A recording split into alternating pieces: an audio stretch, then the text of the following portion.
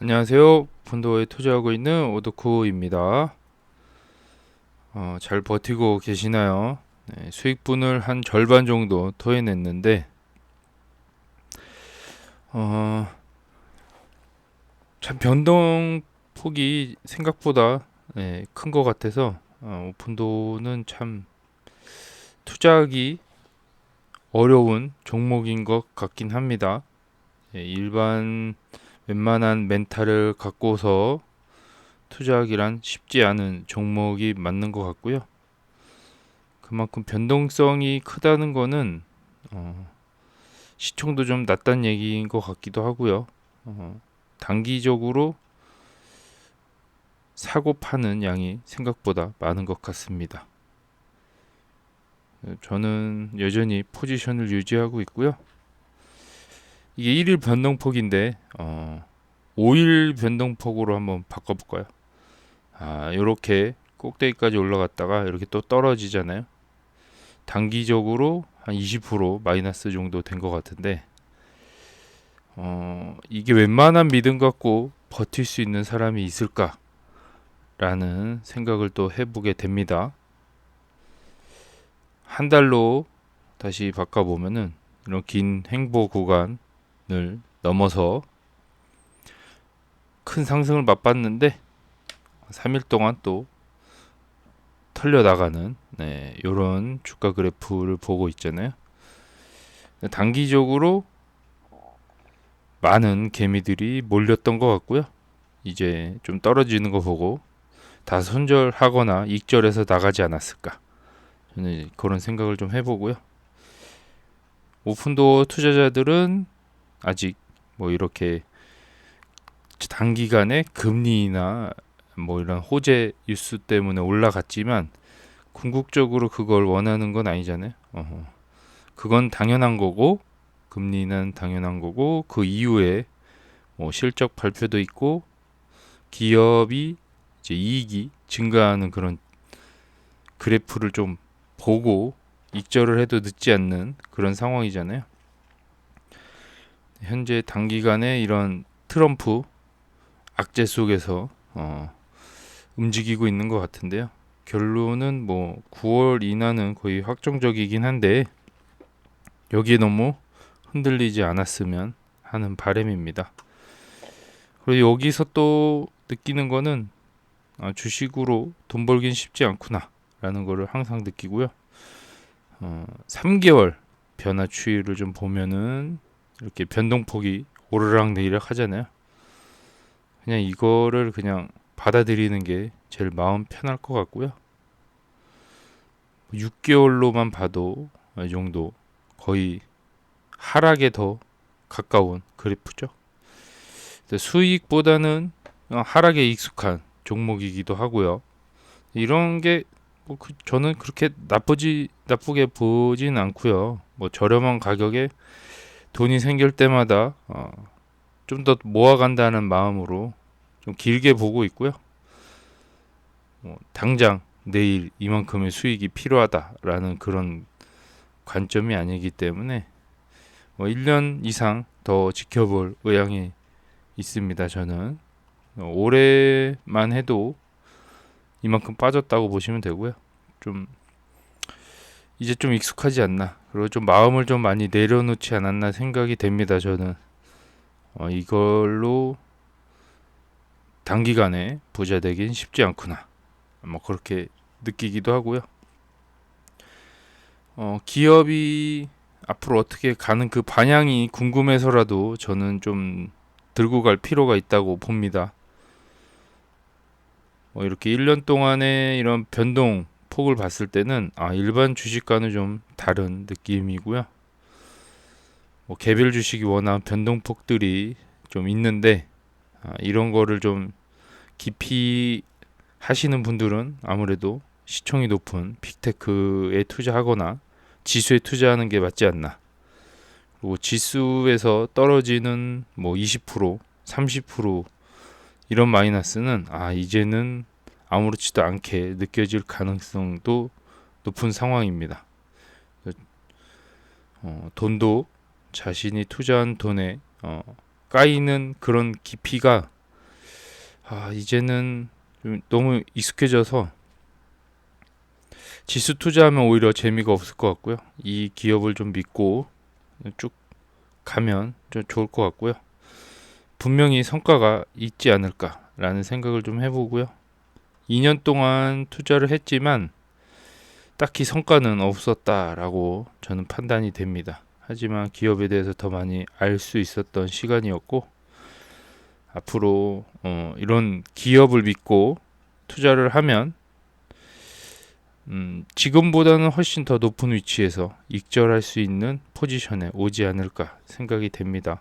그래서 단기간에 개미도 몰리고 공매도도 늘어나는 이 상황, 이게 여기에 너무 집중해서 투자를 하면은 좀 힘들 것 같고요. 그냥 장기간 1년 이상의 이런 우상향하는 그래프는 아닐지어도 그냥 좀 믿고 기다리면은 될 것 같아요. 지금 단기간에 이런 매크로 이슈 같은 게 너무 많다 보니까 주가가 힘을 못 쓰고 있는 거는 맞는 것 같습니다. 그냥 좀 길게 보면은 예전처럼 높은 주가를 형성하지 않을까 생각이 됩니다.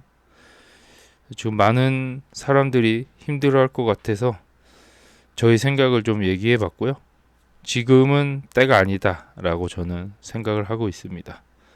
그리고 일반 월급쟁이가 이렇게 스스로 혼자서 개인 플레이로 이렇게 돈을 벌 수 있는 그냥 이런 시스템 자체가 저는 괜찮다고 보고요.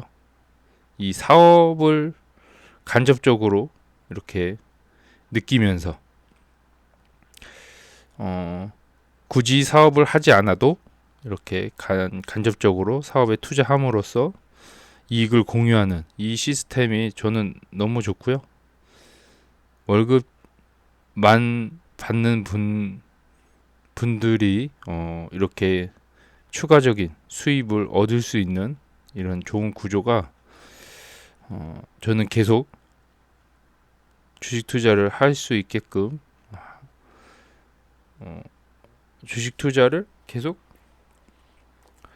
해도 되겠다라는 마음이 좀 생겼고요. 뭐 주식 투자한 지 얼마 안 됐지만 그래도 이 앞으로의 기업의 방향이 어떻게 갈지도 모르고 이런 불확실한 이 미래가 나쁘게 느껴지지만은 않습니다. 제가 유일하게 경제적 독립을 이룰 수 있는 방법은 주식이라고 생각을 했기 때문에 투자를 했고, 여기에 아직 별다른 성과가 없지만 앞으로도 성과가 없을 거라는 그런 느낌은 들지 않기 때문에 쭉 좀 지루하더라도 좀 길게 보고 투자할 생각입니다. 다른 분들은 단기간 이 주가 흐름이 어떻게 느껴졌을지 모르겠지만 저는 오히려 좀 더 해탈을 한 느낌을 받았습니다. 그래서 쉽게 돈을 주지 않는구나 라고 한 번 더 느끼게 되고요. 뭐 다음 주에 또 어떤 안 좋은 소식이 있거나 뭐 지금 그마저도 다 팔고 떠난 투자자들이 많을 수도 있어서 더 떨어질 수도 있지만 오히려 추매의 기회로 생각하고 좀 담아갈 생각입니다. 그래서 월급의 소량만큼 1, 20만 원이라도 좀 투자해서 10주씩이라도 늘려가는 그런 시기가 또 몇 달 동안 펼쳐질 수도 있겠죠. 9월 전까지는 아무래도 주가 변동이 그렇게 크게 있을 것 같진 않다라고 저는 예상이 되고요. 이게 꼭 나쁜 것만은 아니다. 긍정적으로만 좀 생각했으면 좋을 것 같습니다. 서론이 좀 길었는데 오늘 역시 뭐 별다른 뉴스 기사는 없었고요. 우리 매번 느끼는 거지만 내부자의 또 매도 소식이 빠지면 아쉽죠. 메이언 메간이 또 주식을 팔았고요. 18일 날. 왜 파는지는 모르겠지만 여전히 팔고 있습니다. 4,808주. 요게 거의 공식처럼 팔고 있는 수량인데 단기간에 올라서 뭐 2.64에 스톡 옵션을 실행했다라고 보시면 되고요. 아직도 주식 수량이 많이 있습니다. 에리고만큼 이렇게 막 많이 파는 규모는 아닌데 잔잔바리로 이렇게 파는 거 보면은 참 안타깝습니다. 좀 더 기다려서 5달러에 팔아도 되는 거를 굳이 2.64에 파는 이런 행동이 좀 이해가 되지는 않고요. 충분히 현금이 필요해서 확보했을 텐데도 불구하고 주가가 오르지도 않았는데 팔고 있다. 이게 좀 아이러니합니다. 솔직히 일반 투자자였으면 좀 더 높은 가격이 형성됐을 때 팔았을 텐데 그게 좀 안타깝고요.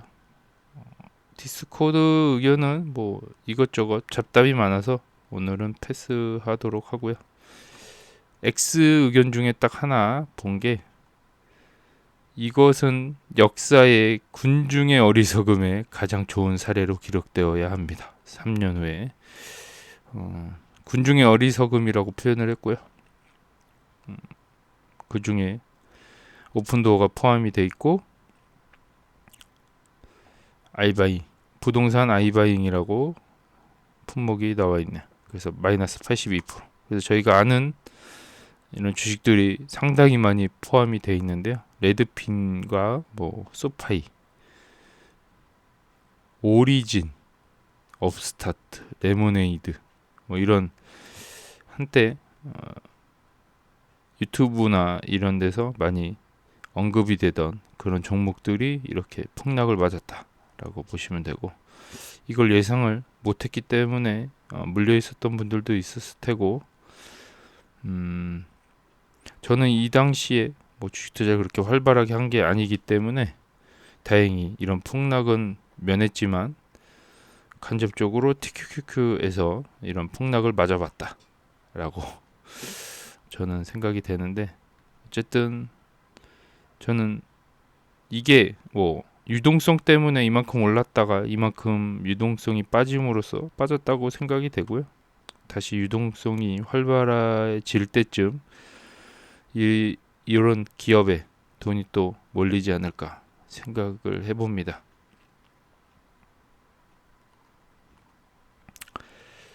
지수는 뭐 중심을 지키고 있어요. 다행히도 과열도 아니고 오랜만에 요 데이터 한번 보면 7월 20날 기준이고요. 30일 기준으로 1132채 정도 팔았다. 뭐 수치상 조금 올라가 보이는데요. 아직 갈 길이 먼 것으로 보여집니다. 평균 갖고 있는 재고일 수가 113일 정도 되고요. 아직 홈 갖고 있는 주택 개수가 3253. 대기 목록이 뭐 이렇게 좀 아직 있어요. 그래서 1322개가 아직 등록이 안 됐다. 준비 중인 것 같고요. 양이 좀 생각보다 그래도 많아서 작업량이 많은 건지 대기 기간이 원래 이렇게 3개월 정도로 돼 있는 건지 모르겠지만 시스템을 정확하게 이해하는 건 아니지만 아무래도 좀 지연이 되는 것 같습니다. 한 5,000채 정도 이상 가지고 있는 걸로 확인이 되고요. 오늘은 특별히 레딧에 있는 걸 또 찾아봤는데 또 새로운 의견들이 많이 올라온 것 같아서 오늘은 이걸로 소개시켜드리고 영상을 마무리하도록 하겠습니다. 목소리의 속도를 항상 2배속 혹은 뭐 듣기 좋은 속도로 바꿔놓고 들으시길 추천드립니다. 뭐 오픈도어 얘기가 좀 포함되어 있는 내용들이에요. 부동산 중개인은 독점 계약을 맺은 이후로 MLS에 집을 올리는 것 외에는 아무것도 하지 않았습니다. 아무것도 하지 않았대요.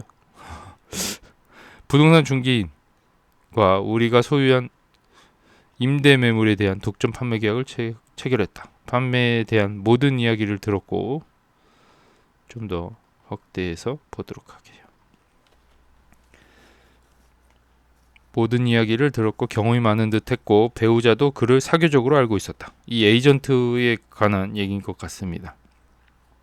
3주가 지났지만 중개인은 집을 팔기 위해 오픈도어에 연락하는 것 외에는 아무것도 하지 않았다라고 합니다. 근데 중개인이 오픈도어에게 연락을 했나봐요. 이렇게 딱히 판매가 안 될 것 같으니까 오픈도어에게 좀 물어봤었나봐요. 얼마에 이게 받을 수 있는지 좀 물어봤던 것 같고요. 별다른 행동을 취하고 있지 않습니다. 그래서 그는 중개업체와 조기 오픈하우스가 있을 것이라고 말했지만 그렇지 않았고 목요일에 매물을 내올 것이라고 말한 다음 가족이 방문해서 토요일 오전 중반에 매물을 내놓았고 우리가 매물을 내놓은 가격으로 일주일 안에 여러 제안을 올 것이라 말했다. 이게 생각보다 마음처럼 되지 않는 거죠. 부동산 중개인이 뭐 이러고 싶어서 이러지 않았을 거라고 생각이 되고 뭐 막상 올려놨지만 반응이 없었다라고 하는 것 같습니다. 그리고 딱히 이 진행 상황이 계속 지연이 되는 것 같고 이게 어떻게 해야 되냐 이거를 빨리 뭐 오픈도어에게 뭐 팔아야 되나 이런 내용은 없었지만 일반 부동산 중개인들도 이렇게 올리는 거 외에는 안 팔릴 경우 이런 집으로 보러 오는 그런 사람들도 없고 그러면은 딱히 하는 게 없다. 그래서 이런 불확실성을 해결하기 위해 오픈도어가 필요한 게 아닐까라고 저는 생각을 해봅니다. 이런 그 3주의 시간이라는 게 그냥 훅 지나갔는데도 아무런 달라진 게 없는 이 상황이 급한 사람들에게는 참 어떻게 보면 어이없겠죠. 좀 급해서 이렇게 좀 얘기를 해서 잘 팔아줄 것 같아서 부동산 중개인에게 얘기해 놨지만 시장 반응이 뭐 탐탁치 않은 거죠. 뭐 사러 오는 사람들도 없고 그러다 보니 이러다 보면은 항상 해야 되는 그 다음 단계가 저는 뭐 가격을 좀 더 낮춘다거나 이렇게 해서 좀 더 사람들이 이 좀 싼 가격에 내놓은 물건들을 보러 오게끔 하잖아요. 이런 시간들이 계속 길어지고 한 달, 두 달 이렇게 된다 그러면은 여기서도 멘탈이 나갈 것 같아요. 제가 봤을 때. 가격을 이만큼이나 내렸는데도 사람들이 안 온다고? 라고 생각할 수도 있기 때문에 이런 부분에서 오픈도어의 그 확실성과 이 현금을 바로 제한해주는 그런 것과 빠르게 이 모든 거를 상황들을 해결을 해줄 수 있는 오픈도어를 찾을 수밖에 없지 않나. 이게 결국엔 분위기잖아요. 이게 결국엔 시장이 해결해주지 않는 부분을 오픈도어가 해결해주고 있기 때문에 뭐 사람마다 생각 같은 게 다를 수 있지만 저는 왜 오픈도어가 필요한지에 대한 이 존재의 가치가 여기서 나오지 않을까 생각을 해봅니다. 3주의 시간 앞으로 얼마나 더 이 시간을 끌진 모르겠지만 이 시간들을 단축시켜 줄 수 있다. 최대한 빨리 하면은 2주 안에도 팔 수 있잖아요. 그러니까 저는 이 시간이 중요한 사람들은 돈과 충분히 맞바꿀 수 있다 생각을 하고요. 이 내용을 좀 얘기해 주고 싶어서 열어봤고 또 하나는 오늘 오픈도어 얘기 최근에 올라온 얘기들이 많아요. 그래서 같이 한번 또 읽어볼게요. 오픈도어라고 이렇게 물음표 해놨고요. 저는 은퇴 연령에 접어든 아빠를 돕고 있습니다. 은퇴 연령에 뭐 한 70대, 뭐 60대 이렇게 보고 있는데, 아빠는 노스캐롤라이나 주 제임스 타운에 있는 거대한 집에 살고 있습니다. 2500제곱피트의 지하 수영장이 있는데, 오우, 집에 수영장도 있어요. 라이너가 필요합니다. 라이너가 뭘까요? 영어를 번역해 놓은 것 같은데, 집은 살 수 있는 상태지만 솔직히 말해서 페인팅, 모든 벽, 하드우드 마감, 그리고 당연히 수영장에 라이너를 넣는 등 광범위한 업데이트가 필요합니다. 수영장 보수 같은 게 필요한 것 같습니다. 수영장 보수. 그는 아빠의 유산에서 약간의 돈을 받을 예정이며, 그 돈을 자산과 합쳐 집을 팔고 좀 더 싼 지역으로 이사해서 집을 완전히 소유할 생각입니다. 저는 이 일을 전적으로 권장합니다. 오픈도어의 데이터에 입력하면 27만 4천 달러를 받을 수 있다고 합니다. 저는 바보가 아닙니다. 이 집의 수리를 많이 해야 한다는 걸 알고 있는데, 오픈도어가 현실적으로 5만을 빼서 한 수리비가 5만 정도, 5만이면은 한 7천만 원 정도인가요? 뭐 그 정도로 계산이 되는데, 한국 돈으로 7천만 원 정도 빼서 수리를 해서 뭐 22만 달러에 이걸 줄 수 있는지 예상까지 해봅니다. 아니면 120이나 그보다 더 낮은 가격을 제시할까요? 요게 좀 더 많이 깎아가지고 12만 달러 정도까지도 계산하는데, 한 22만 달러 정도 생각을 하는 것 같습니다.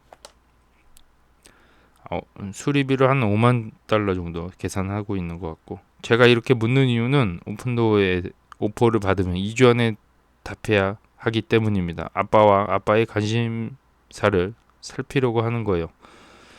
집을 일반 매물로 내놓고 언젠가는 더 많은 돈을 벌 수도 있겠지만, 이게 정통적인 구매 방식이죠. 어쨌든 내가 원하는 금액에 올려놓고 기다리면 팔 수도 있다. 더 그 내가 원하는 금액을 받을 수 있다. 하지만 시간이 좀 더 걸릴 수 있겠죠. 어쨌든 시간이 언젠가는 더 많은 돈을 벌 수 있겠지만, 이 FHA나 뭐 VA, 요거는 어떤 건지는 잘 모르겠는데요. 적어도 7에서 8건의 오퍼가 올 거고, 아마 검사를 통과하지 못할 거고, 그냥 말도 안 되는 헛소리가 더 많을 거다. 뭐 이게 일반적으로 팔 경우에는 이게 잘 안 될 거라는 예상을 하고 있는 것 같습니다.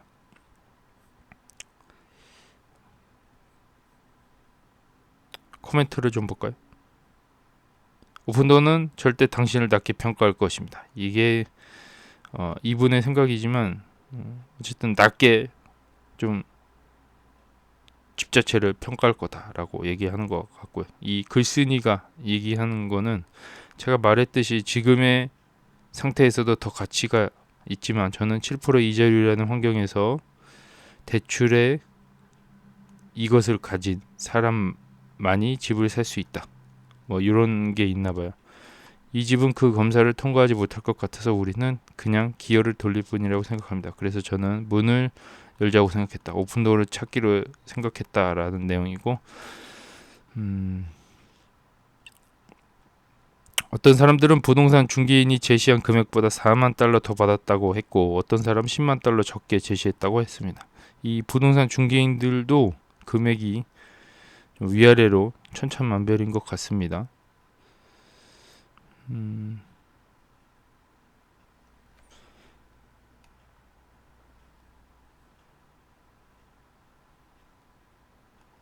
다른 의견 보면은,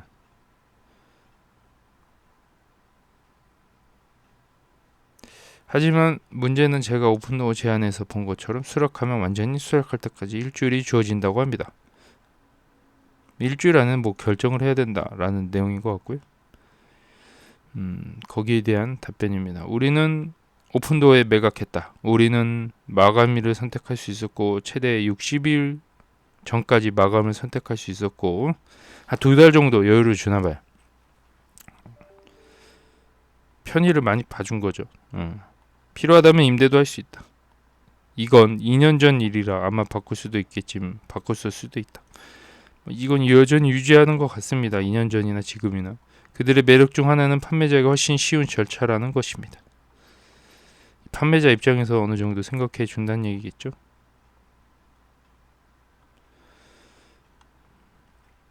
이 글쓴이가 고맙다라고 얘기했고, 사실 제가 본 것과 말한 것 중에 오픈도어가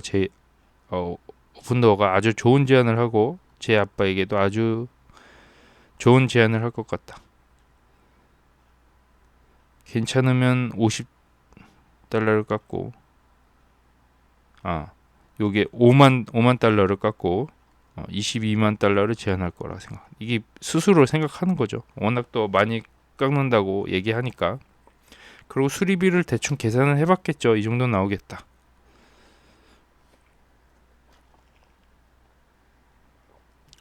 이제 앞서 판매했던 사람은 수리 비용을 협상할 수도 있다라고 하고요. 다시 돌아가서 전반적인 제안을 다시 검토해달라고 요청할 수도 있다라고 합니다. 우리는 그들에게서 첫 번째 제안을 받았고 정말 높았지만 우리는 아직 다음 집을 찾지 못했고 그들의 제안은 만료되었다. 우리가 새 집을 사고 나서 두 번째 제안을 받았고 훨씬 낮았다.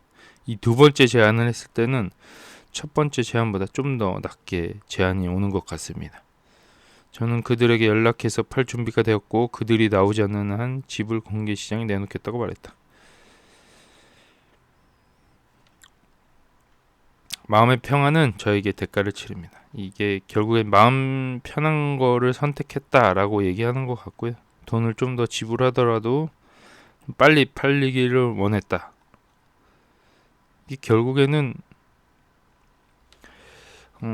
이게 뭐 오픈도어가 계속 얘기하는 거는 이 시간과 돈을 충분히 바꿀 수 있는 사람만 고객층이 형성이 되는 것 같고요.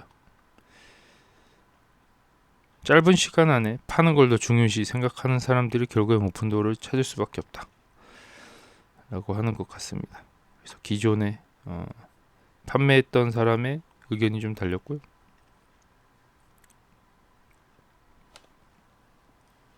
여기 또 다른 의견은 2주 동안 열어두었지만 2주 후에 조치를 취하지 않으면 그 오퍼는 처음 오퍼보다 더 낮아진다.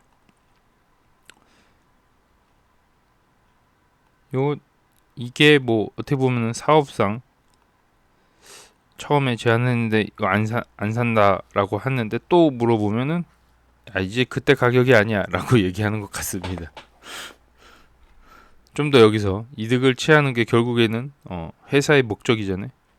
회사는 이윤을 추구해야 되기 때문에 저는 이런 식으로 심리적으로 뭔가 압박을 할 수 있다고 봅니다. 오픈도어에서 견적을 받는 데는 위험이 없으면 언제든 페널티 없이 마음을 바꿀 수 있다. 이게 장점이긴 하죠. 다 해놓고도 최종 제안에서 난 못하겠어 이러면은 수수료 차감 없이 이게 그대로 취소가 될 수 있다. 저는 이게 장점이라고 봅니다. 때로는 부동산 중개인조차도 오픈도어가 최선의 선택이기 때문에 오픈도어에 판매한다라고 합니다. 글쓴이가 실제로 그걸 해본 사람들은 매우 기뻐하는 것 같다. 이게 실제로 경험 있는 사람들은 이게 매우 좋은 기억이었다라고 얘기하는 것 같고요. 부동산 중개인과 지역 투자자들은 모두 반대하는 것 같다. 이게 자기가 또 알아본 바로는 부동산 중개인들하고 지역 투자자들이 이런 오픈도어에 대한 안 좋은 시선들을 계속 얘기하는 것 같습니다. 이런 시선들이 결국엔 이겨내야 되는 것 같고요. 또 에이전트가 어떻게 보면은 오픈도어랑 조인이 되어 있는 이런 수많은 에이전트들이 있잖아요. 그 사람들은 결국에는 오픈도어와 한편이기 때문에 저는 이 모든 부동산 중개인들이 오픈도어와 계약을 맺을 거라고 생각을 합니다. 나중에는 언젠가는 또 하나의 옵션으로 오픈도어와 계약을 할 것 같고요.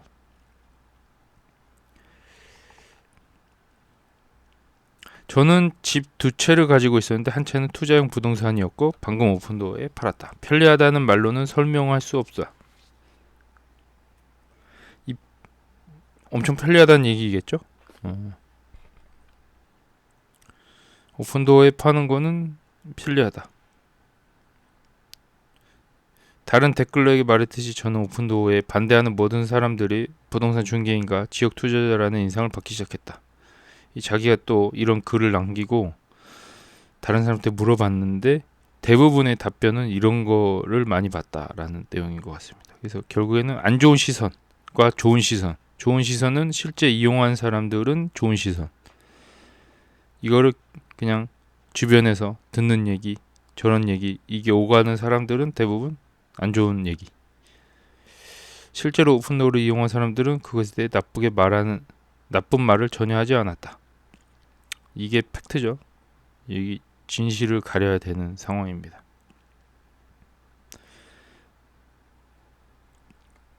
저는 그것이 집을 사는 것이 얼마나 어려웠는지와 많은 관련이 있다고 생각합니다. 사람들은 투자회사가 우위를 점하고 사람들이 결국 손은다고 생각합니다. 저는 판매를 위해 오픈도어의 에이전트를 이용했고 그들은 제 목표의 가장 좋은 선택이라고 동의했다. 그들은 오픈도어에서 제공한 수수료를 받았고 저는 추가로 아무것도 지불할 필요가 없었다.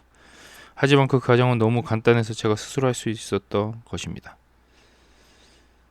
엄청나게 쉽다는 얘기죠. 이 물건 사듯이 클릭 몇 번만으로도 집이 팔릴 수 있는 이 시스템을 갖추고 있잖아요. 생각보다 쉽다라고 얘기하는 것 같습니다. 그러니까 실제로 판 사람들은 좋은 얘기가 계속 나오고 있는 게 현실이라고 보여지고요. 저도 계속 이런 거를 서치해 봤지만 대부분의 의견들은 이런 거다. 저는 오픈도어에서 좋은 운을 얻었다. 우리는 22만 달러를 원했고 그들은 수리비로 9,000달러를 공제하여 가격이 올라버렸네요. 계산이 잘못된 건가? 26만 26만 8천 달러를 제안했다. 갑자기 가격이 올라갔어요. 제안을 받아들이는데 비용이 들지 않으며 마음에 들지 않으면 다른 경로를 선택할 수 있다. 최종 제안까지 하고도 마음에 안 들면 취소할 수 있다. 그것도 공짜로. 이 글쓴이가 자기가 찾던 바로 그 답변이라고 합니다. 진짜 경험이 필요했다. 다른 사람들은 경험을 하지 않고 얘기 들은 거를 얘기했지만 실제로 경험한 사람들의 얘기를 듣고 싶었던 거죠.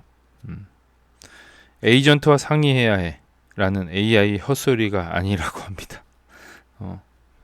그러니까 대부분의 사람들은 오픈도어 나쁜 회사다 라고 얘기를 하는데 그런 게 경험을 해서 안 좋은 경험이 나온 게 아니고 실제로 경험한 분들의 경험은 좋은 얘기가 대부분이었다 라는 걸 얘기하고 싶은 것 같고요. 다른 내용은 오픈도어 제안을 받아들여야 할까요? 라는 내용입니다. 저는 최근에 오픈도어에서 제 집에 대한 21만 1000달러 제안을 받았다. 제안이 제게는 좋은 것 같았다. 다른 사람들의 생각이 어떤지 물어보고 싶다라는 내용이고요. 이 스스로 이 집에 대해서 평가를 하는 거예요. 난 이 정도면 괜찮은 것 같다.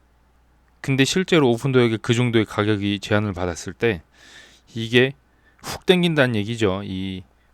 바로 이 거래가 이루어질 수 있을 만한 위치까지 올라온 상황이에요. 스스로도 이 집에 냉정한 평가를 하면은 이 정도면 만족한다는 그런 어느 정도의 선이 정해지잖아요. 저는 집을 있는 그대로만 팔고 싶다. 아무것도 하기 싫은 거죠. 현금으로만. 이유는 제 집이 2004년에 지어졌고 한 20년 됐네요. 수리가 필요하기 때문이다. 이 수리 목록에 이만큼이나 있는데요.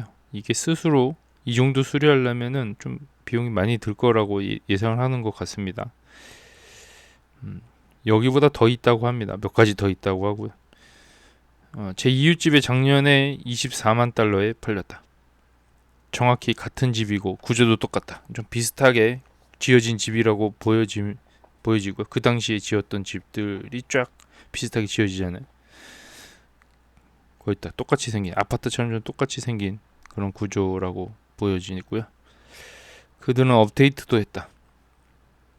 이 수리까지 했다라고 보는 것 같아요. 수리까지 해서 24만 달러에 팔렸다고 하고요. 셋카페, 욕실, 주방 등등 뭐 이렇게 많이 수리를 한 것 같아요. 제 집에는 23만 달러 이상은 벌써 자기 생각엔 23만 달러 이상은 못 벌 거라고 예상한 것 같고요. 수리는 2만 달러 정도인 것 같아요. 수리는 하고 싶지 않다. 이 수리비도 어느 정도 계산이 된 거죠. 요거를 23만 달러 이상 팔지 못할 것 같아서 여기다 수리비 2만 달러 빼면은 21만 달러가 되잖아요. 근데 제한은 21만 달러가 나온 상황이다. 그래서 어느 정도는 관심이 가기 시작한 거죠. 견학도 하기 싫다. 이게 수리도 안 하고 견학도 하기 싫고 있는 그대로 팔고 싶다. 그러면 오픈도어에 팔아야 되죠. 아무것도 하기 싫은 분들이 찾아야 되는 곳이니까. 이게 또 자기 동네에서 중간 가격이 16만 9천 달러라고 합니다. 자기 집은 리노베이션을 해도 30만 달러나 그 이상의 엄청난 가격에 팔리지 않을 거다라고 얘기를 하고 있고요.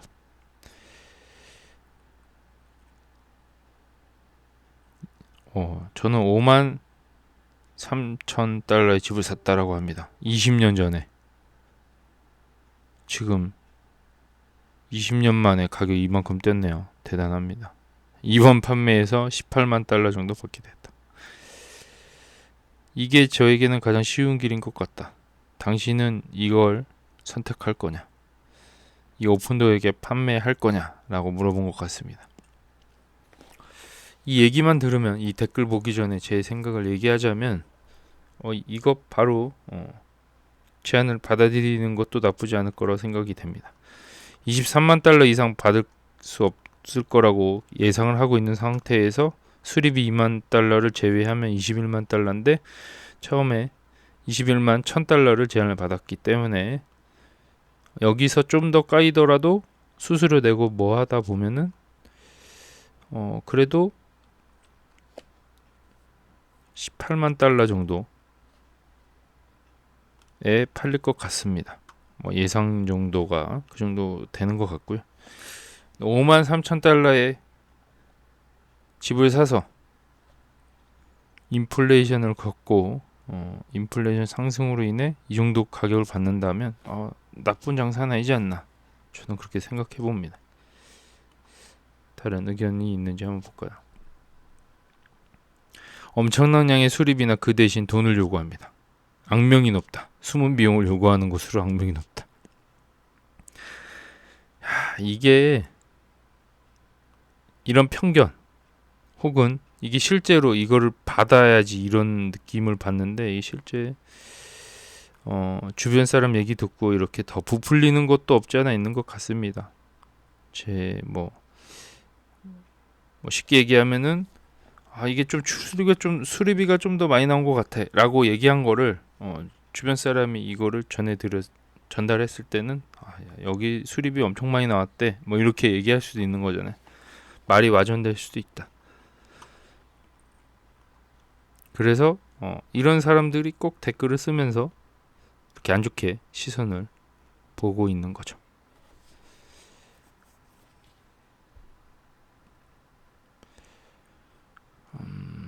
저는 이전에 오픈도어에 판매한 적이 있습니다. 수수료가 숨겨져 있지 않았다고 합니다. 다른 사람들이 무슨 말을 하는지 잘 모르겠다. 지금 아까처럼 엄청난 수리비를 청구할 거다. 숨겨진 비용이 많다라고 하지만 실제로 파는 사람은 수수료가 숨겨져 있지 않다라고 합니다. 다 오픈으로 하고 있고 더 비용이 청구되는 건 없다. 그래서 그 사람들이 무슨 말을 하는지 전혀 모르겠다라고 얘기하고 있습니다. 이게 진실이죠. 그들이 당신을 프로세스로 유인하기 위해 제시한 초기 견적에는 그들이 청구하는 수리 비용이나 마감 비용이 포함되지 않았기 때문에 좀 금액이 깎인 걸로 얘기할 수 있다라고 하는 겁니다. 실제 제한을 받기 위해 전체 프로세스를 거친 후에는 모든 수수료가 공개되어 있다. 그러니까 처음에 제한을 한 거는 수리 비용이나 이런 마감 비용이 있는 이 주택을 사고 판매에 있어서 마감 비용이 포함이 되는데, 이런 게 전혀 포함이 돼 있지 않다 보면 이게 꼭 깎인 것처럼 느껴지는 거죠. 이런 것들을 포함시키다 보면은 이것도 참 생각하기 나름인데, 레딧의 대부분 사람들은 항상 가장 많은 돈을 버는 것에만 관심이 있다. 이 사람들의 특징이, 여기 사람들의 커뮤니티 특징 자체가 돈 버는 거에만 관심이 있다라고 합니다. 전통적인 방식으로 판매해서 더 많은 돈을 벌었을지도 모른다는 사실이 중요하지 않다면 그렇게 하세요. 돈이 전부는 아니다. 그러니까 시간과 돈을 맞바꿀 수 있는 사람만 거래하면 되는데, 그게 또 야, 시간과 어떻게 돈을 바꾸냐라고 하는 사람들이 자꾸 의견을 다는 거예요, 여기다가. 아이러니한 상황이지만, 나는 모든 조건을 제외하고 그 정도 돈이면 콜 하겠어라고 하는 사람들의 의견이 달려야 되는데, 야, 그거 너무 터무니없는 가격 아니냐라고 하는 사람들만 달리고 있습니다. 이 글쓴이는 저는 모든 사람이 모든 것에 대해 꽤 명확하게 언급할 때 언급하는 이러한 숨겨진 수수료에 대해 혼란스러웠다. 이런 얘기들이 너무 많아서 혼란스러웠다라고 하고요. 저는 욕심이 없기에 그들이 저에게 그런 것을 제공하는 이유를 이해한다. 이렇게 자기도 이제 알아보고 있는 상황에서 이런 좀 불확실한 얘기들이 자꾸 들리니까 헷갈렸다라는 내용인 것 같고요. 이 욕심이 없다. 이 돈에 대한 욕심이 없다. 그러니까 몇 천만 원 좀 손해를 보더라도 팔고 싶다라는 의견으로 느껴지네요.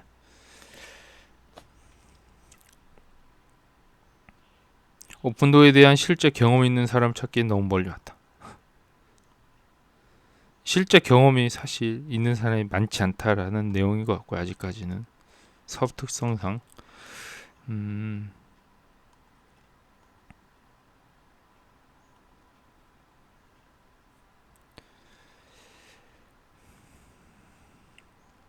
그들이 당신에게 그만한 돈을 지불한다면 가져가세요.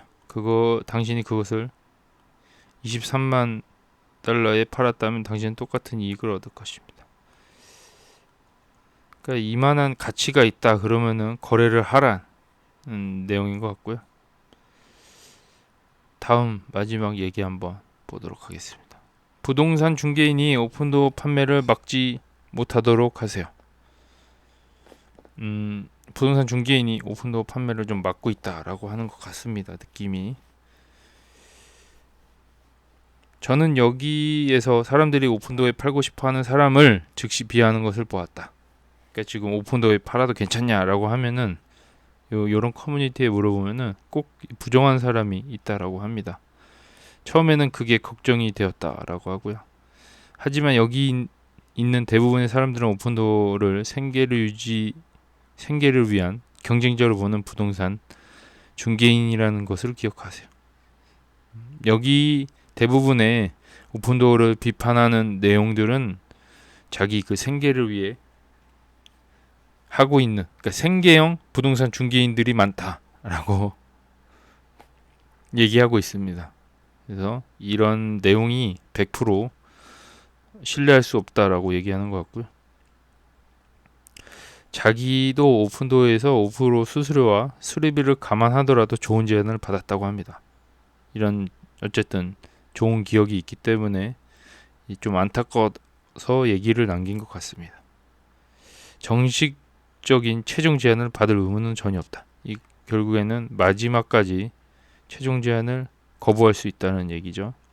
그것도 수수료 없이. 계약서에 서명한 외에도 마감일까지는 벌금 없이 마음을 바꿀 수 있다. 이게 얼마나 좋은 건가요?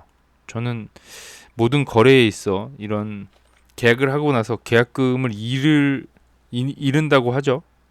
이 서명을 하고 한다 그래 놓고 취소를 하게 되면 계약금을 어느 정도는 토해내야 되는 상황인데, 이 오픈도어는 그런 게 없이 그런 수수료나 계약서를 이제 토해내는 거 없이 공짜로 마음을 바꿀 수 있다라고 합니다. 이게 얼마나 큰 장점인가 저는 이렇게 생각을 해보고요. 한국에도 이런 그런 마인드가 도입이 돼야 된다고 생각을 합니다. 손쉽게 이제 자기의 생각이 바뀔 수도 있는데 그 계약서에 서명한 거라는 이유만으로 계약금을 뭐 토해낸다거나 이런 것들이 한국의 문화에도 존재하잖아요. 근데 이런 큰 거래에 있어서 집 거래도 사실 후회할 수도 있는 부분이잖아요. 아, 여기 하는 게 맞나 틀리나 너무 금액이 크다 보니까 고민이 더 많을 수도 있는데 충분히 마음을 바꿔도 벌금이 없다. 내는 돈이 없다. 이게 얼마나 저는 장점인지 참 상상이 안 가네요. 이게 쇼핑몰 반품하는 그런 물건 반품하는 거랑 완전히 다른 개념이고요. 저는 이게 인정해 줄 날이 꼭 올 거라고 봅니다.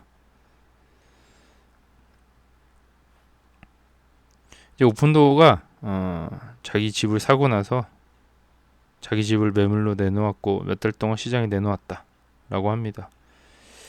그들은 가격을 낮춰야 했고 제가 제시한 금액보다 몇천 달러 더 높았을 뿐이며 몇천 달러 더 높았다 라고 합니다. 그러니까 이게 뭐 판 금액보다 자기네들이 오픈도어가 좀 싸게 사서 많이 또 그거를 또 비싸게 팔 줄 알았는데 생각보다 그렇게 큰 차이는 없었다라고 얘기하는 것 같습니다. 곧 팔릴 거라는 보장도 없다. 이게 그렇게 올려놓는다고 해서 또 잘 팔린다는 보장이 없잖아요. 이것이 모든 사람에게 가장 좋은 선택이 될 것이라고 말하는 것이 아니며 뭐 오픈도어가 모든 시장에서 좋은 수익을 올리고 있다고 말하는 것도 아니다. 오픈도어에게서 최종 제한을 받는데 위험이 없다. 여기서 너무 많은 사람들이 이에 대해 잘못된 조언을 하는 것 같다. 저는 긍정적인 경험을 공유하여 다른 판매자를 돕고 싶다. 너무 쉽고 안도감을 느꼈기 때문이다. 얘가 여기서 말하고 싶은 거는 최종 제한을 받는데 위험이 없다라는 거에 좀 초점을 맞춘 것 같고요.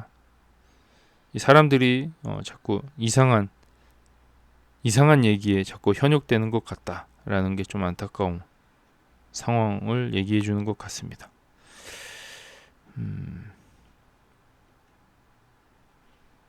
이게 또 이렇게 부동산 중개인이 대부분이라고 하니까 저는 부동산 중개인이 아니라고 합니다. 이게 뭔 의미가 있을까? 이분은 공인중개사가 맞는 것 같아요. 얘기 안 해봐도. 이런 부정적인 의견을 계속 내는 이유가 일단은 자기 사업에 자기도 중개인을 하고 있는 입장에서 위협을 받고 있는 거죠. 자꾸 뭔가 뺏기고 있는 듯한 느낌, 고객을 자꾸 가져가는 느낌, 뭐 이런 생각이 들 수도 있겠죠. 자기 그 주에 오픈도어가 영향력이 있다 그러면은 그럴 수 있다고 봅니다. 저는 충분히. 그러니까 이 오픈도어가 전국적으로 이걸 하고 있지만 또 워낙 땅덩어리가 크다 보니까 그 주 하나가 또 나라라고 생각을 하다 보면은 그 안에서도 오픈도어의 점유율이 있잖아요. 그 점유율이 높은 지역들은 좀 부정적인 의견이 많이 올라올 수밖에 없다고 저는 생각을 하고 있고요. 주 하나의 크기가 우리나라 땅덩어리 정도 되기 때문에 저는 규모를 가늠할 수 없다고 저는 봅니다. 엄청난 큰 사업을 하고 있고 그 우리나라만의 그 면적에서 뭐 서울 지역만 하고 있다라고 보시면 되고 이 주가 넓혀지면 주 안에 이 도시들 서비스하는 도시들이 넓혀지면 질수록 수익성이 올라갈 수밖에 없다. 저는 그렇게 생각을 하고 있고요.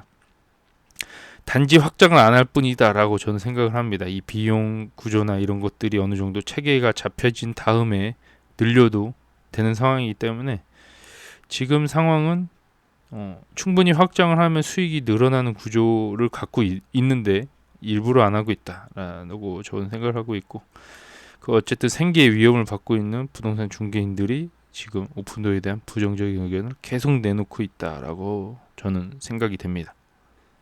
이게 여기서 투자를 한다고 이렇게 뭐 팔이 안으로 굽어서 하는 얘기가 아니고, 진짜로 이 그냥 객관적으로 설명을 하자면, 이 오픈도어로 돈을 벌고 안 벌고를 떠나서, 이 주식으로 그걸 떠나서 그냥 개인적으로 이 사업이 될지 안 될지가 궁금한 이 상황에서 그냥 이 객관적으로 보는 거죠, 시선을.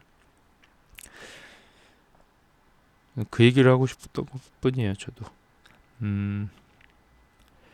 일방적으로 오픈도어는 오픈마켓에 누군가 지불할 것보다 훨씬 더 적게 지불한다. 그것이 그들이 돈을 버는 방식입니다. 그리고 그들은 여전히 일반적인 에이전트와 같거나 더 많은 수수료를 청구합니다. 유일한 실제 이점은 그들이 당신이 시장 가치보다 낮은 가격으로 집을 팔 수 있도록 쉽게 만든다는 것입니다. 일단은 시장 가치보다 좀 더 낮게 책정을 해서 빨리 그거를 팔 수 있게 하는 시스템, 이거는 인정을 해요. 어쨌든 시장 가치보다 높게 제한을 하진 않을 거다, 오픈도어가 앞으로도. 왜냐하면 마진을 잡아서 어느 정도 이득을 취해야 되기 때문에 집을 살 때는 항상 시장 가치보다 좀 더 낮게 제한을 할 수밖에 없는 구조인 것 같긴 해요. 왜냐하면 사업을 계속 유지하려면 그 정도의 비용이 필요하기 때문에 그 어느 정도의 마진을 취할 수밖에 없지 않나 생각이 되고요. 어쨌든 낮은 가격으로도 이 많은 이점을 이용을 해서 파는 사람들만 이제 거래가 되게끔 하는 그런, 어쨌든 틈새 시장, 항상 느끼는 거지만 팔 사람만 판다 라고 생각이 되고,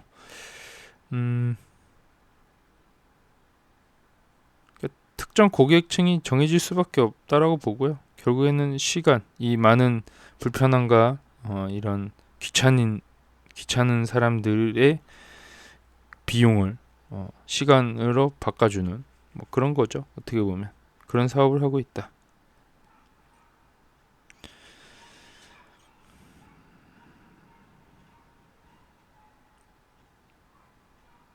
이 부정적인 생각을 한번 보죠. 제 생각에는 오픈도어는 별로예요. 거래에서 이익을 얻으려 하지 않는 회사에서 조건 없이 판매하기 전에 구매할 수 있는 더 나은 옵션이 있다. 저는 부동산 중개인이 아니고 저는 제 생계를 위한 경쟁자가 아니다. 요걸 꼭 얘기하는 이유가 이게 이해가 안 가요. 그냥 이 글쓴이가 부동산 중개인의 글들이 너무 많다라고 얘기했을 뿐인데, 자기도 역시 부동산 중개인이 아니다라고 얘기하고 있는 이 부정적인 의견이, 이게 과연 객관적으로 이거를 평가하고 있나라는 생각을 해봅니다. 이게 아니라고 얘기한 건 저는 그냥 부동산 중개인인 것 같은데, 뭐 이런 생각입니다.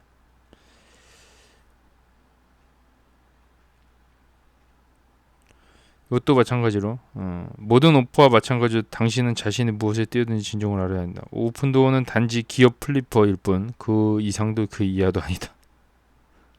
이게 그냥 플리퍼 회사라고 보고 있고요. 이걸 어떻게 AI를 접목을 해가지고 판매 방식을 바꾸는 기업이 아닌 그냥 일반 너도 부동산 중개인이다 라고 생각하는 것 같습니다.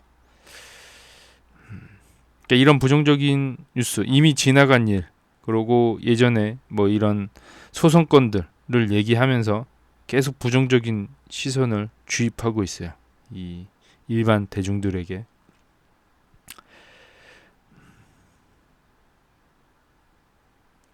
또 긍정적인 얘기는 실제로 판매한 사람들은 좋은 점수를 주고 있습니다. 실제로 결국에는 판매한 사람들은 좋은 의견을 주고 있고요. 임대주택을 팔았고 정말 쉬웠다. 올해 초에 그들에게 임대주택을 팔았다고 합니다. 12시간 전에 올라온 글이고요. 그들은 저에게 41만 달러에 샀고 지난달에 43만 달러에 팔았다. 자기한테서 41만 달러에 이거를 사버렸는데, 오픈도어가 이걸 계속 추적하다 보니까 자기 집이 43만 달러에 팔렸다고 알고 있는 것 같습니다. 이야기를 나눈 부동산 중개인들은 모두 뒷마당에 잔디를 깔고 수리하는데 1만 달러를 투자하면 44만 달러에 팔 수 있을 거라고 말했다.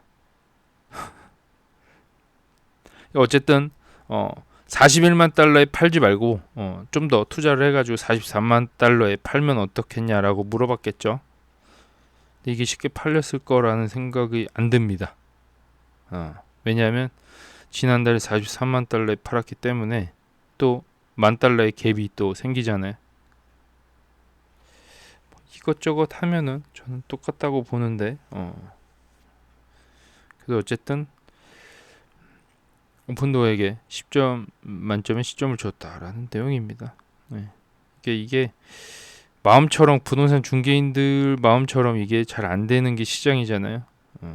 저희 주식 투자하는 사람들도 역시 이 시장 마음을 모르듯이 이 부동산 중개인들도 이 시장의 말처럼 잘 되지 않아요. 이렇게 하면은 이 시세대로 팔 수 있을 것 같은데 라고 해도 그 시세대로 못 팝니다. 생각보다.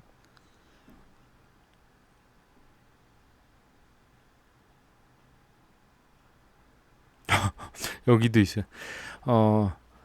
거대한 기업이 모든 걸 장악할 수 있는 이유를 알겠어. 사람들은 너무 게으르고 그저 회사에 돈을 주고 쉽게 해주고 싶어해. 게으름은 우리 사회의 재앙이야. 이거 동의합니다. 그래서 이 사업이라는 게 존재를 하는 거고 이 사업으로 돈을 버는 거죠. 이 사람들의 게으름을 이용해서 저는 오픈도어가 이 게으름을 잘 파악을 했다라고 보여집니다. 그래서 돈 버는 데는 다 이유가 있어요. 그래서 앞으로도 지금 미비하지만 오픈도어는 확장을 함에 따라 수익이 훨씬 많이 올라갈 것으로 생각이 되고 부동산 규모 자체가 워낙 크기 때문에 레딧의 기사는 여기까지 봤고요. 의견들이 좀 많이 올라왔는데 결국에는 좀 얘기를 하자면 긍정적으로 얘기하시는 분들의 얘기가 결국엔 실제 판매했던 사람들의 얘기다 라고 알고 계십니다. 그 평균 그 일반적인 그 노이즈에 너무 현혹되지 않는 게 맞지 않나 생각이 됩니다. 좀 녹화 시간이 길어졌는데 댓글 한번 보고 갈게요. 지연님이 어제도 조금 샀다라고 합니다. 화이팅입니다. 네. 이게 떨어질 때 사는 게 맞긴 맞아요. 네. 올라갈 때 사고 싶지만 또 떨어질 때 사기 또 쉽지 않은 상황인데도 또 열심히 사셨네요. 주식이 그래서 어려운 것 같아요. 그냥 내가 적정선이다 생각하면 마음 편하게 1, 2천 원 더 주더라도 사는 게 맞긴 합니다. 파월이 트럼프 쪽으로 돌아선다면 설마 금리가 11월로 미뤄지는 게 아닌지. 이런 식의 의견을 갖고 계시면 안 돼요. 11월이 돼도 상관없고 9월이 돼도 상관없다. 어차피 금리 인하는 이루어진다 라고 생각하는 게 마음 편하지 않을까. 그 당장 이걸 수익으로 전환을 하는 거는 욕심이지 않을까. 저는 2년이라는 세월을 기다렸고 여기 많은 분들이 한 3, 4년이라는 시간을 여기다 허비를 했는데 그분들도 역시 돈 벌기 쉽지 않았다고 생각을 할 거 아니야. 저처럼. 저도 2년이라는 세월을 기다려도 돈 벌기 쉽지 않다라고 느꼈고 당장 돈을 벌려면은 이런 마음부터 버려야 되지 않나 생각이 됩니다. 그래서 어쨌든 11월이 돼도 금리 인하는 이루어진다. 긍정적으로 생각을 하는 게 좋을 것 같습니다. 제가 쇼츠 영상을 하나 올렸어요. 영상 올리기는 좀 그렇고 별 내용도 없고 해가지고 쇼츠로 오랜만에 영상을 막 만들어서 올렸는데 생각보다 안 하니까 또 영상 편집하는 게 또 오락가락 하더라고요. 까먹어가지고. 그래서 좀 시간이 좀 걸렸는데 어쨌든 하나를 만들었어요. 만들었는데 반응이 좋으면은 계속 만들 예정이에요. 근데 반응이 좋다라고 하는 것 같아서 기분이 좋습니다. 그래서 실제로 캐리 휠러가 어떤 식으로 대답을 했는지 그거를 저도 까먹기 때문에 이걸 좀 상기하기 위해서 영상을 만들어 봤고요. 이런 식으로 이 물음에 이런 식으로 답을 했다. 그래서 이 정확히 얘기하면 경영진이 얘기하는 대답이 답이 될 수 있다 라는 내용인데, 기업의 흐름이나 이런 미래 전망이나 이런 것들이 CEO가 얘기하는 거는 어느 정도의 정답이 숨어 있지 않을까라고 생각이 돼서 이런 내용들을 계속 캡처를 해서 영상을 만들 예정이고, 이런 부분만 쏙쏙 빼서 정리하듯이 하면 좋을 것 같고, 이 쇼츠로 계속 올릴지는 모르겠어요. 왜냐하면 인터뷰 대답이 1분 안에 끝나는 경우가 거의 없어서 이것도 많이 편집을 한 건데, 그래서 1분 한 질문에 답변이 1분 이상 되는 게 있어요. 그러면은 이게 쇼츠로 담을 수가 없기 때문에 그래서 쇼츠로 계속 올릴지는 좀 고민이고요. 그냥 영상 중간중간에 제가 껴서 넣지 않을까 생각을 해봅니다. 쇼츠 영상은 이게 처음이자 마지막이 되지 않을까. 그래서 영상 길이를 감안했을 때는 그냥 쭉 영상으로 올라가야 되는 게 맞을 거라 생각이 되고, 쇼츠는 제 성격하고 좀 안 맞는 것 같기도 해요. 너무 짧아가지고. 조정치고 더럽게 많이 빠지네요. 그러게요. 이게 쉽지 않아요. 이게 초보자들이 투자를 하면 아무래도 좀 놀라지 않을까. 제가 처음에 그랬듯이 지금 저는 조금 익숙해진 상황이긴 한데, 제목이 자극적이라 깜짝 놀랐네요. 내부자 8자 3인방. 네. 여기에 쓴 내용이 참 이것도 웃긴데,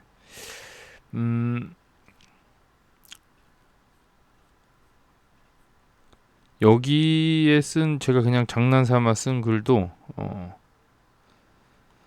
그 사람들이 이 말을 직접 했는지 물어보더라고요. 저는 이거 좀 놀랬습니다. 좀 놀랬고, 이런 말을 할 리가 없잖아요. 당황스러웠습니다. 네. 여기 세 명이 계속 팔고 있는데요. CEO를 제외한 전 경영진이 팔고 있는데, 주요 경영진이죠. 스톡 옵션을 많이 받은 주요 경영진이 팔고 있는 상황인데, 그냥 제가 생각나는 대로 이런 마음으로 팔지 않았나 이렇게 생각을 했지만, 돌아온 답변은 이분들이 직접 얘기한 내용이 아니냐라는 그런 답변이었어요. 그래서 좀 당황했고요. 이런 말을 할 리가 없잖아요. 자기 회사인데. 그래서 뭐 그런 단기적으로 들어오신 분들이 좀 많았던 것 같아요. 너무 급상승을 이루었기 때문에 기업에 대한 배경 지식이나 이런 거 없이 투자를 한 것 같고요. 지금이라도 여기 싼 가격이라고 하면 좀 배경 지식을 갖고 기업에 대해 좀 더 알아보고 큰 돈을 투입을 했으면 좋겠습니다. 자금이 조금 애매해서 좀 더 살지 말지 고민된다라고 합니다. 좀 더 떨어지면 사시는 걸 추천드려요. 지금 어차피 수량 채우기는 쉽지 않잖아요.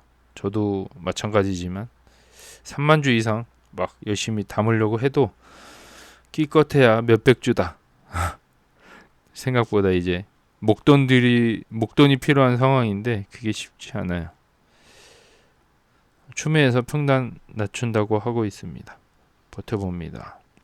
이 공매도가 생각보다 올라가는 게 저는 신기합니다. 그래서 이 주가 하락의 요인이 공매도도 좀 있지 않나, 저는 그렇게 생각을 하고요. 단기적으로 공매도가 개미들을 다 털어버렸어요. 그래서 저는 저는 좋다고 봅니다. 저는 뭐 어쨌든 주가 올리는 데는 개미들이 한몫을 해야 되기 때문에 또 주가 올라가면 또 달라붙겠죠. 금리 인하의 완화적인 발언들, 저는 요거 좋습니다. 그래서 어쨌든 금리 인하는 9월쯤에 거의 100% 확신하고 있는데 뭐 11월이든 9월이든 그게 뭐 중요합니까? 어쨌든 내려가는데. 그리고 경제 상황이 좋지 않다라는 것도 거의 팩트라고 봅니다. 저는. 그래서 침체 오기 전에 미리 좀 내리는 거는 저는 개인적으로 찬성입니다. 그리고 침체가 돼서 막 금리가 막 내려가도 저는 오픈도어에게 좋은 호재로 작용할 것으로 생각이 됩니다. 금리가 낮을수록 주택 거래는 침체와는 다르게 이루어질 가능성이 높기 때문에 2주 동안 오른 거 생각하면 이 정도는 오히려 좋아라고 합니다. RSI 낮추고 가자. 그래서 과열을 조금 풀어준 것도 나쁘지 않습니다. 근데 좀 무섭게 올라간 것 같기도 해요. 그래서 결국에는 기관들은 포지션을 유지하지 않았지만 변화가 별로 없었던 것 같은데 기관들은 개미들이 많이 달려든 것 같다. 일반 투자자들이 단타로 확 들어온 것 같고요. 요거는 내용을 넘어가도록 하겠습니다.